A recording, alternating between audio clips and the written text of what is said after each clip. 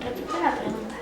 ¿Por qué considera que el problema de la migración no tenga un enfoque orientado a la mujer? Bueno, la situación de los migrantes, sobre todo migrantes que van de Centroamérica, ¿no? Y que algunos, imagínate, pues tienen que cruzar, ¿no? Centroamérica, tienen que llegar a México, cruzar México, y obviamente los mexicanos y mexicanas que están migrando a Estados Unidos, desde hace unos 20 años la migración se ha caracterizado principalmente por ser hombres jóvenes los que están saliendo, ¿no?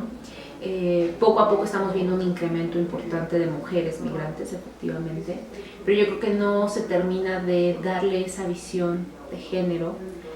Uno, por cuestiones del perfil del migrante, ¿no? Como estoy comentando, que son hombres jóvenes que en muchísimas ocasiones pueden tener familia, pero dejan a la familia. De hecho, hay pueblos enteros, por ejemplo en Zacatecas, en donde pues básicamente no hay hombres jóvenes, ¿no?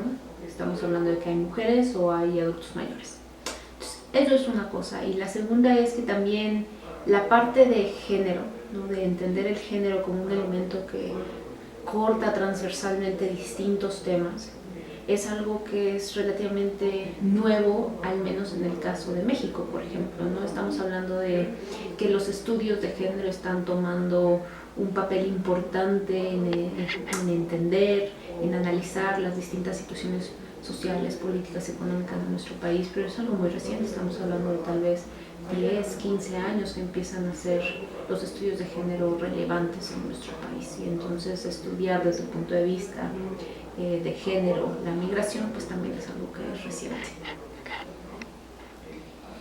¿Con qué se enfrenta la mujer migrante a diferencia de los hombres migrantes?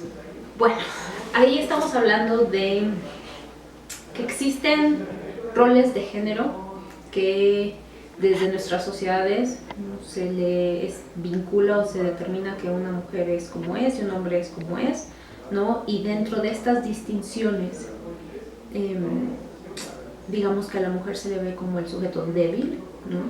Independientemente de si es el sujeto del hogar, el encargado de los hijos, etcétera, etcétera, ¿no? Siempre es el sujeto débil, mientras que el hombre es el, como dicen, fuerte, fornido, feo, ¿no? Una cosa así es el dicho. Entonces, en el caso específico de las mujeres, a lo que se están enfrentando, pues es justamente a que son vistas como los llamados targets, ¿no?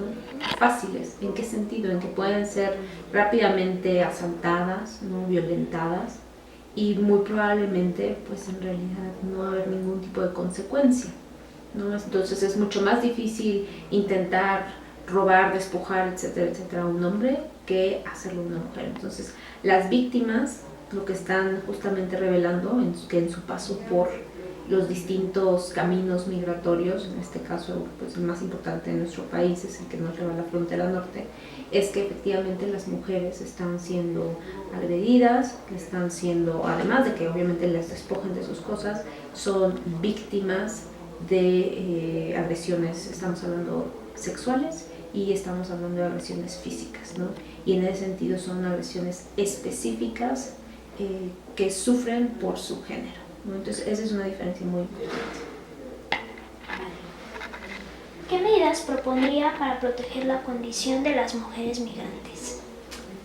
Híjole, ahí está un poquito más complicado porque, digamos, la realidad es que el fenómeno al que los migrantes se enfrentan es un fenómeno de violencia y de despojo que es bastante difícil de controlar, ¿no? En el caso específico, además de las mujeres, pues como están mucho más expuestas justamente porque se les identifica como blancos fáciles, pues probablemente uno es concientizar a las mujeres que van a emprender este viaje, básicamente este gran camino, de que existen toda esta serie de peligros, ¿no? De cuáles son las mejores técnicas o formas de defensa personal. Pero eso nos llevaría a tal vez lograr mejorar la situación de un individuo y no estar hablando de una política pública que efectivamente nos lleve a mejorar la situación generalizada de un grupo. En términos de la situación generalizada de un grupo, pues se necesita mucho mayor vigilancia, y no estoy hablando de que salga la policía o el ejército, etcétera, etcétera, ¿no? Pero sí hay muchísimas organizaciones de la sociedad civil, ¿no? Grupos de apoyo y protección a los migrantes que necesitan recursos, necesitan de recursos para poder seguir operando, para brindar mejor atención, para que en lugar de que los migrantes estén durmiendo en la calle, por ejemplo, puedan llegar a casas hogar que sean seguras, ¿no? Que sepan, este es un lugar en donde es una parada crítica, donde ya se ha identificado que hay muchísima población, y entonces ahí crear, por ejemplo, un refugio, ¿no? Entonces toda esta serie de cuestiones requieren de recursos, y recursos que necesitan bajarse desde el gobierno federal, por ejemplo en el caso de México. Se necesita además tener algún tipo de discusión importante en la materia con los gobiernos con los que compartimos frontera, por ejemplo, ¿no? Con Guatemala, con Belice, con Estados Unidos, y tomar además decisiones de política pública compartida, ¿no? De política pública que de alguna manera trascienda las fronteras y que sea recíproca, ¿no? Que además de aquel lado también se espere que a las mujeres que estén llegando allá también se les brinde atención médica, psicológica, ¿no? ¿Qué llevaría a una mujer a migrar? Pues mira, hay dos cosas que saltan mucho, sobre todo cuando se ha hecho entrevistas. Una de ellas es obviamente los hijos, ¿no? De no tengo con qué alimentar a mis hijos y entonces tengo que proveer, ¿no? ¿Por qué? Porque además ya no hay la figura paterna, ¿no? Tanto porque nunca hubo como porque la propia figura paterna migró, ¿no? Y entonces la mamá termina dejando a los hijos con tíos, con abuelos, ¿no? La parte, digamos, es una diferencia importante en términos de cómo somos nosotros, nuestras sociedades en Latinoamérica y cómo pueden ser en otras partes, en el sentido de la protección y las redes familiares que se van creando, ¿no? Para el cuidado de los niños. Entonces, en este caso, ese cuidado queda en manos de los abuelos, por ejemplo, y las mujeres terminan migrando justamente pues para poder seguir mandando recursos, ¿no?